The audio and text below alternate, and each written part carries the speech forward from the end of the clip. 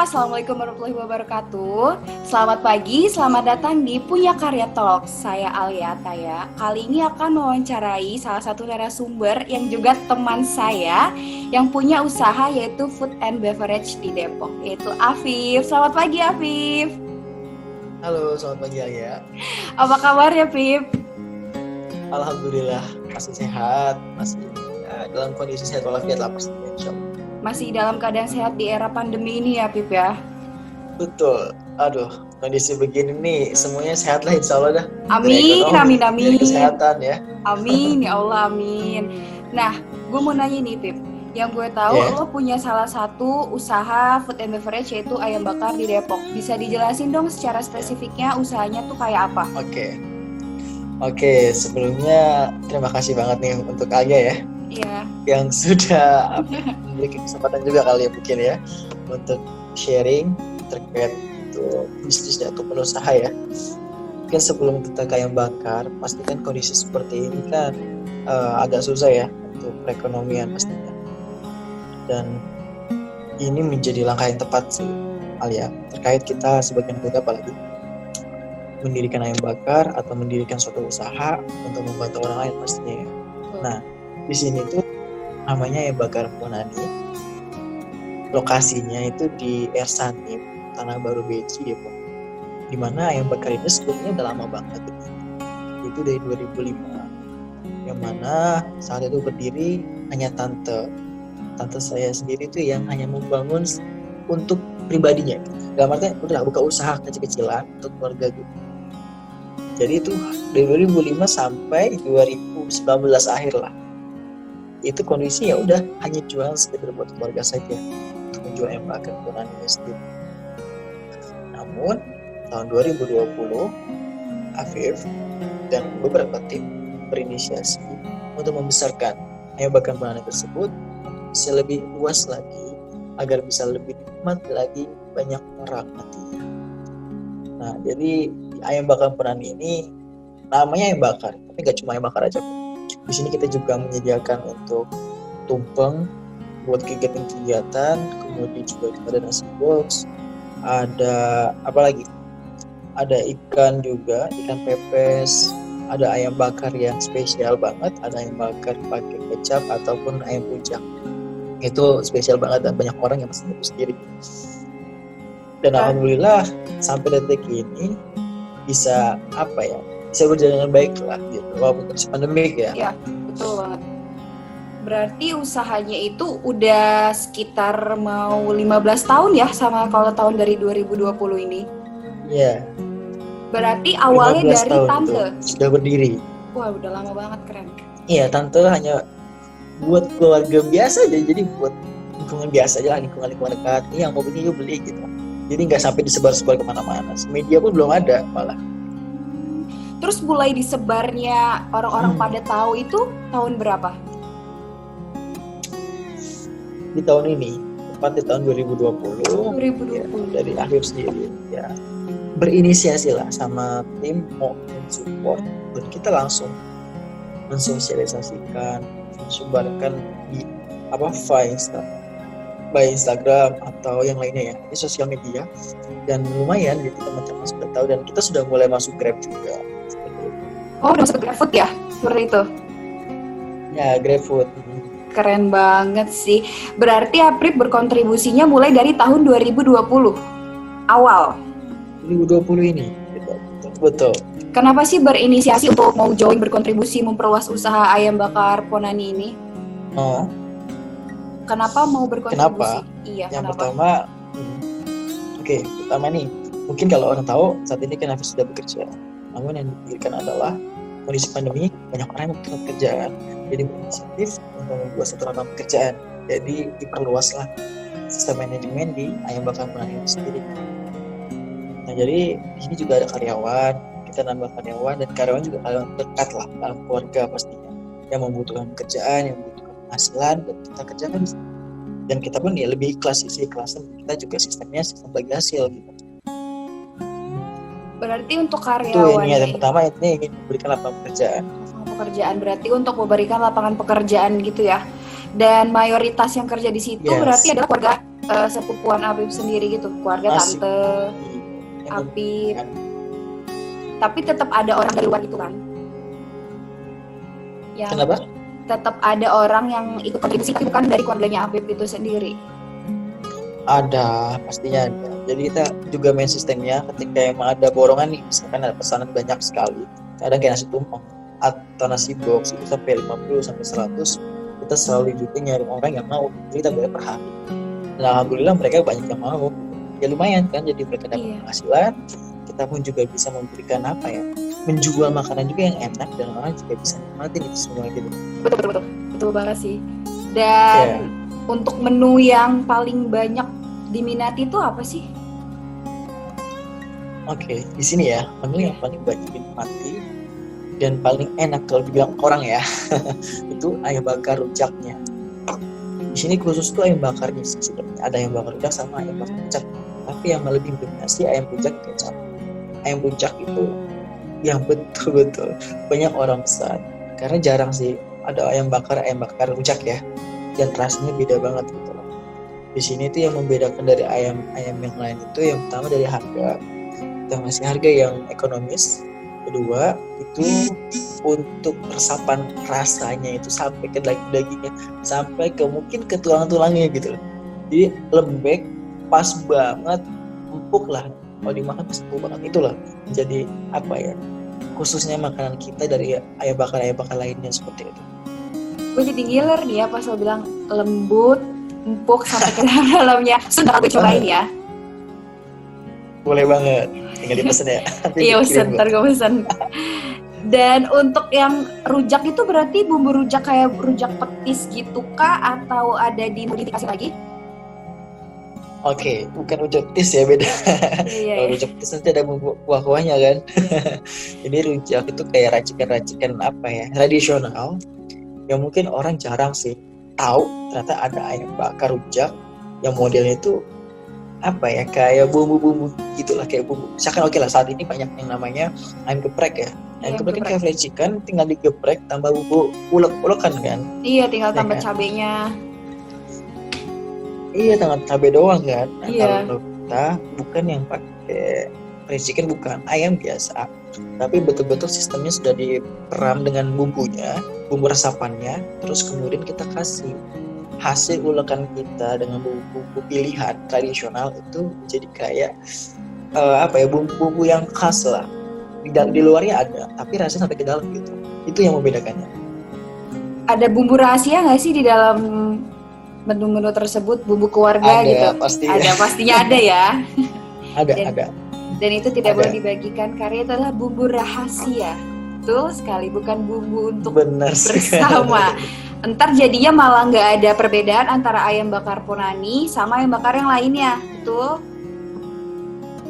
Betul. Dan untuk range Cuma gini harganya Alia, ya?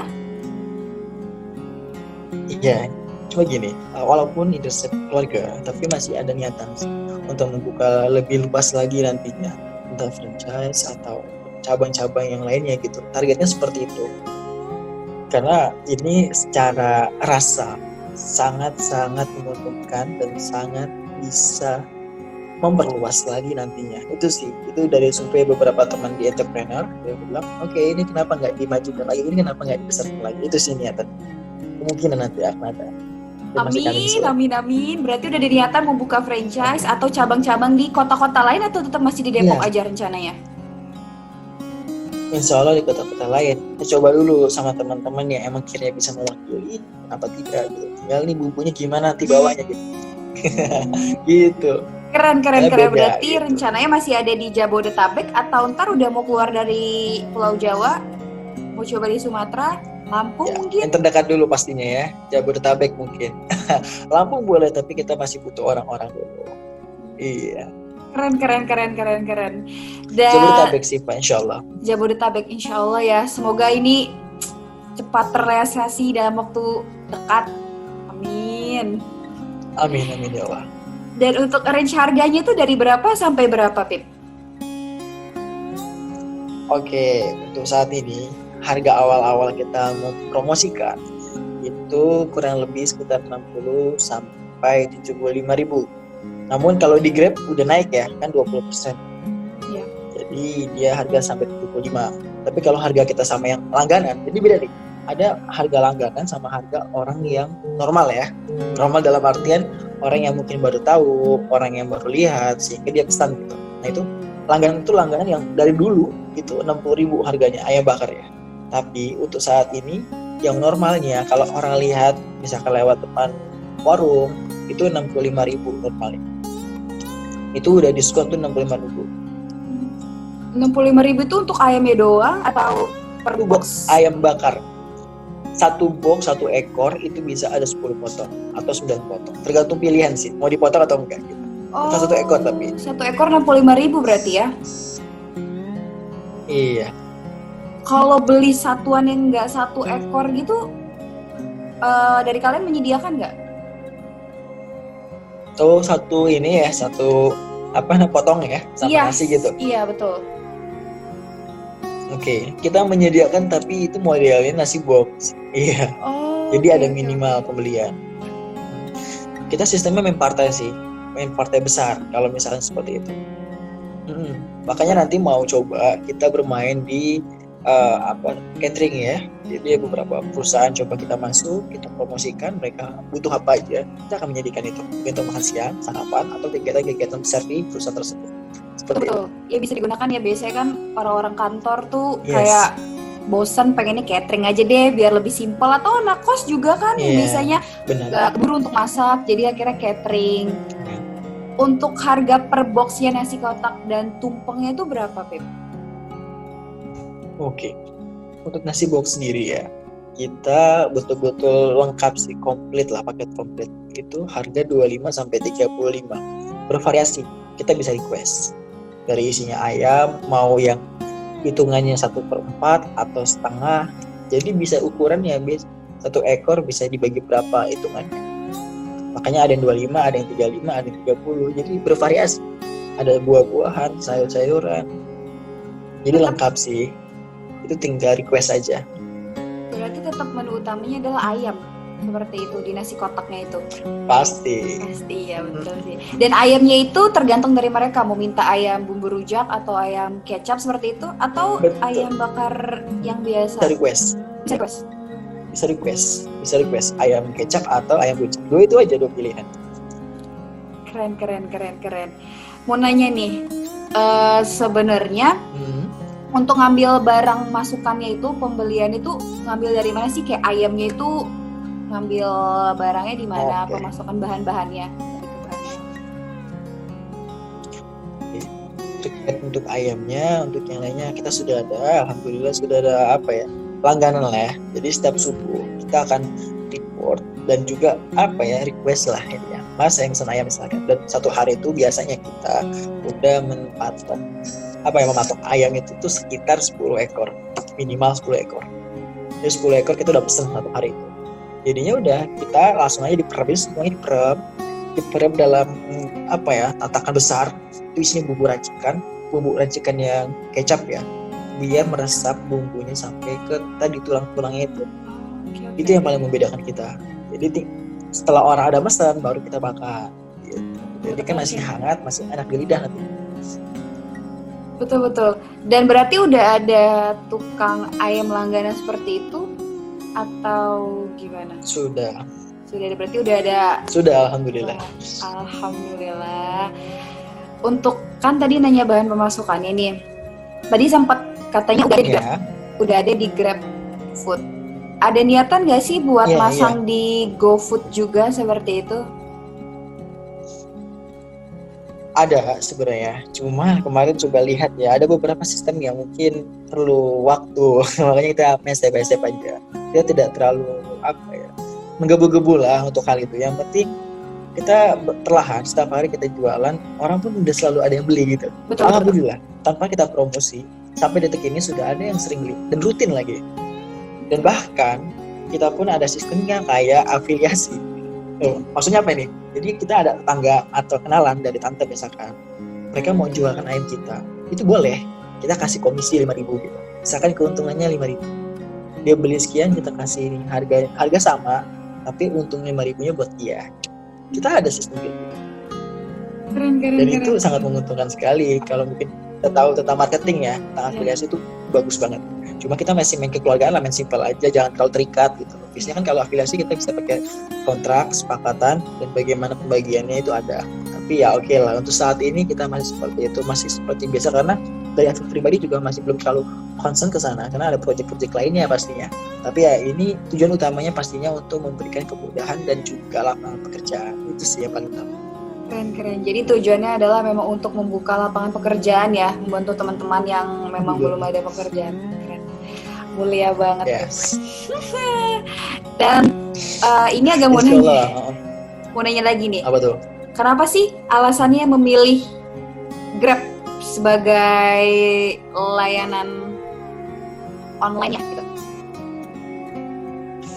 Oke, kenapa lebih milih Grab? Yang pertama pasti dong, orang Indonesia apalagi 062 lebih milih yang simple, praktis, yang friendly lah ya, yang mudah lah intinya gitu loh. Kenapa? Kalau kita fokus kepada UMKM, banyakan ya kalangan lebih ke medium ke bawah ya. Sama lah, kayak saya juga medium ke bawah pastinya. Kita lebih mencari yang simple-simple, tidak terlalu rumit, tapi bisa membantu kita. Itu aja. Itu. Dan yang saya lihat dari Grab sendiri itulah yang ada gitu.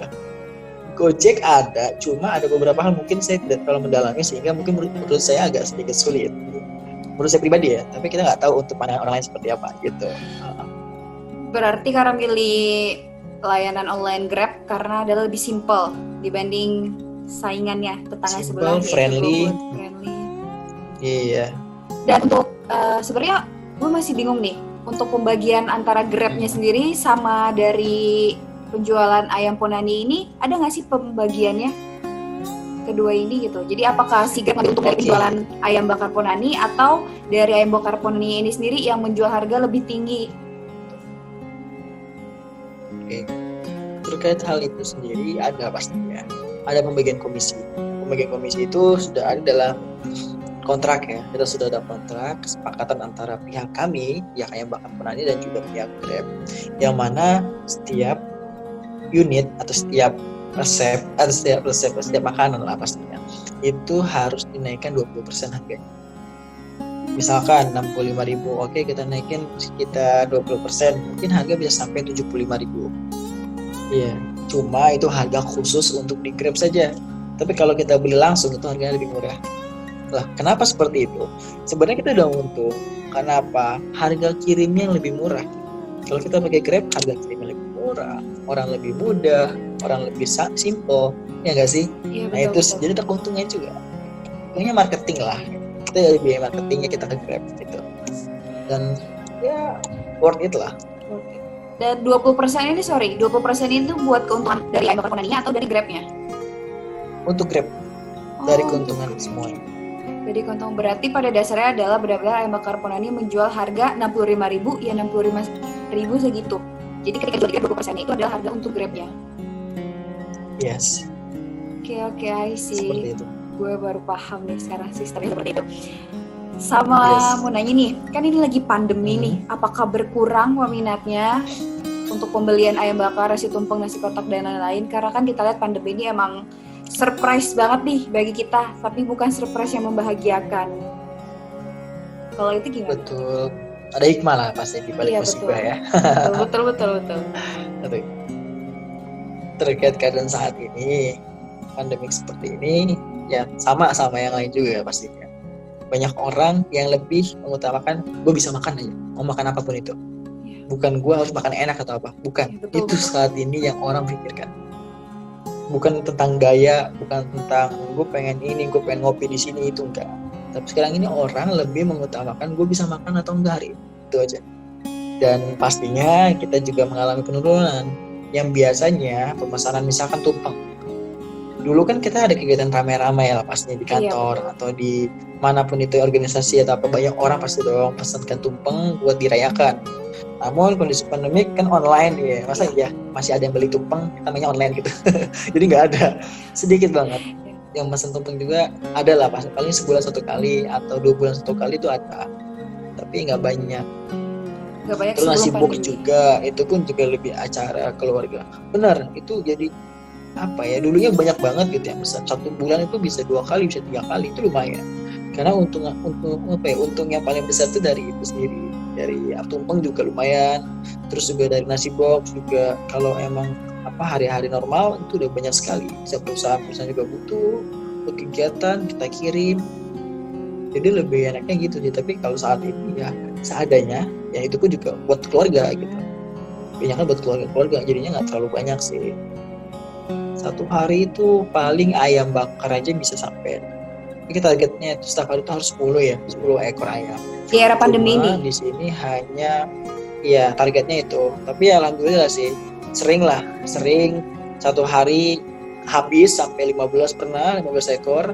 Pernah juga cuma 2 ekor atau 4 ekor pernah. Tapi kita ya oke lah, karena rezeki juga harus sudah diatur. Iya, Yang penting betul. coba usaha dulu aja. Ya itu sih yang kita rasakan. Usaha dulu, hasilnya sekalian berproses seperti itu. Berarti perbedaannya Sama berdoa aja dulu.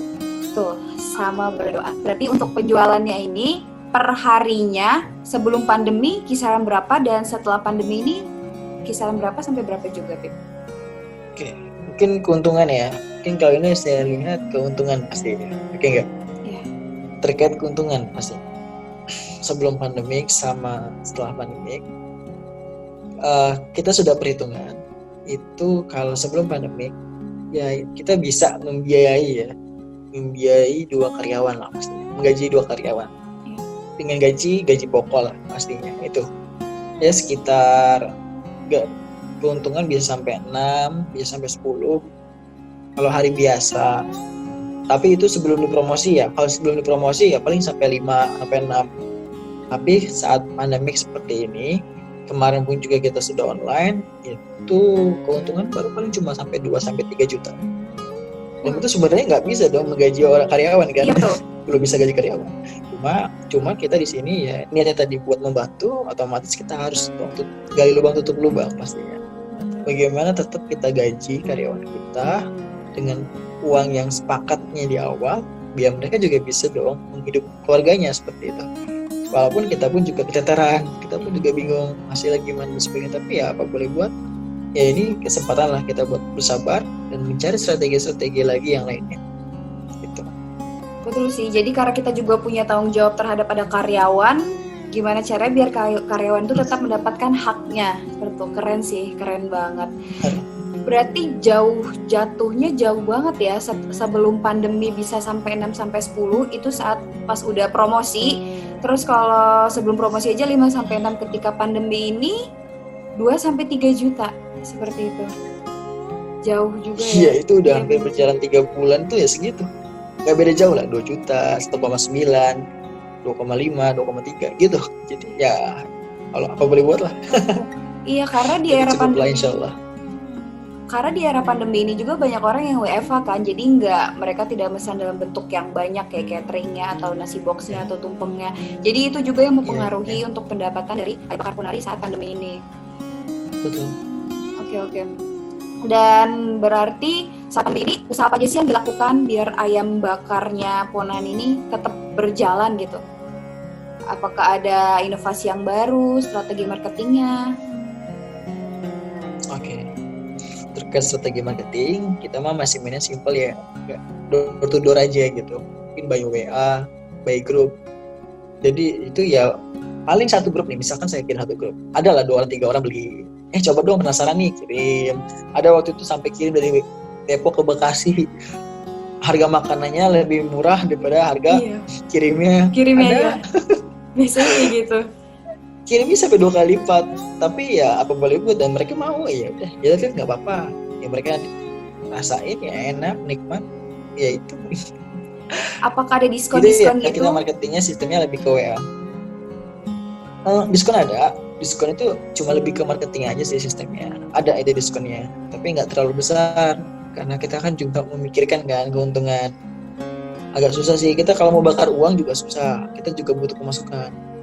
Beda kalau perusahaan-perusahaan yang UMKM yang udah besar ya, itu mereka pasti kan bakar uang, promosi di mana-mana. Kita nggak bisa, kita hanya mungkin Instagram, terus share di WA ataupun Facebook. Ya simple lah, masih sederhana, tapi cukup bisa membantu. Sama tadi yang afiliasi ya, ada orang yang menjualkan, kita berikan keuntungan buat dia. Itu Itu aja sih yang kita lakukan. Promosinya berarti dipasang juga di aplikasi Grab itu sendiri? Hanya Grab ada ya, terus Instagram.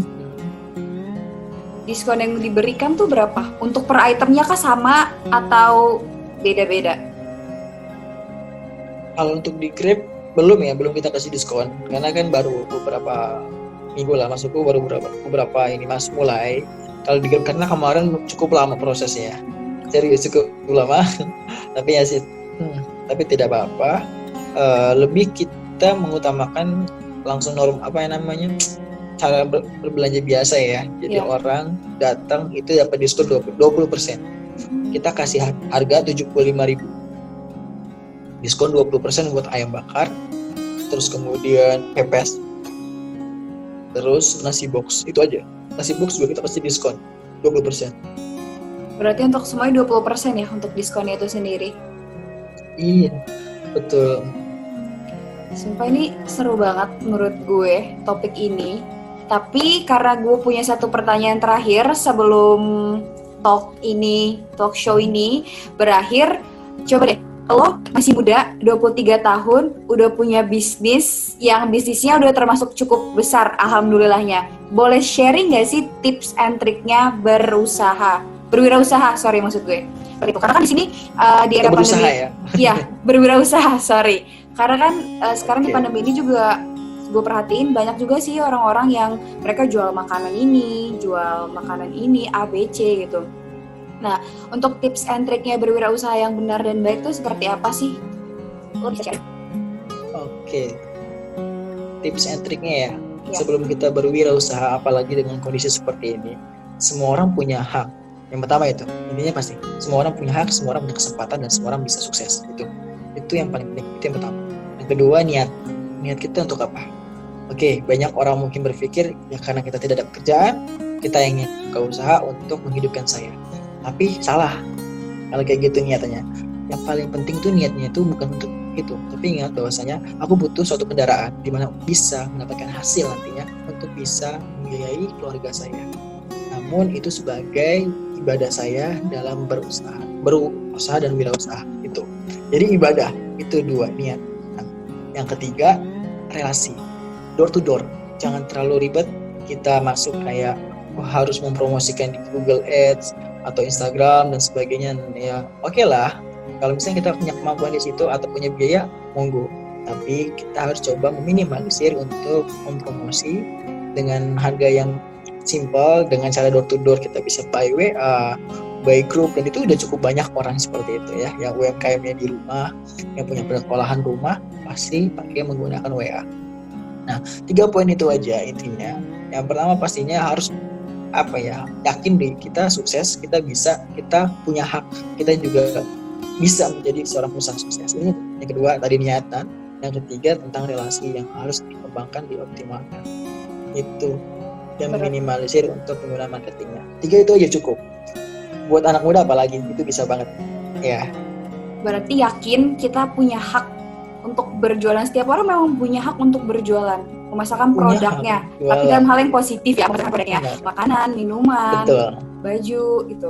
Yang kedua adalah atau karya lah, boleh. Iya, karya yang positif, yang baik, yang bermanfaat bagi masyarakat. Terus yang kedua yaitu adalah niat. Niat kita adalah untuk beribadah.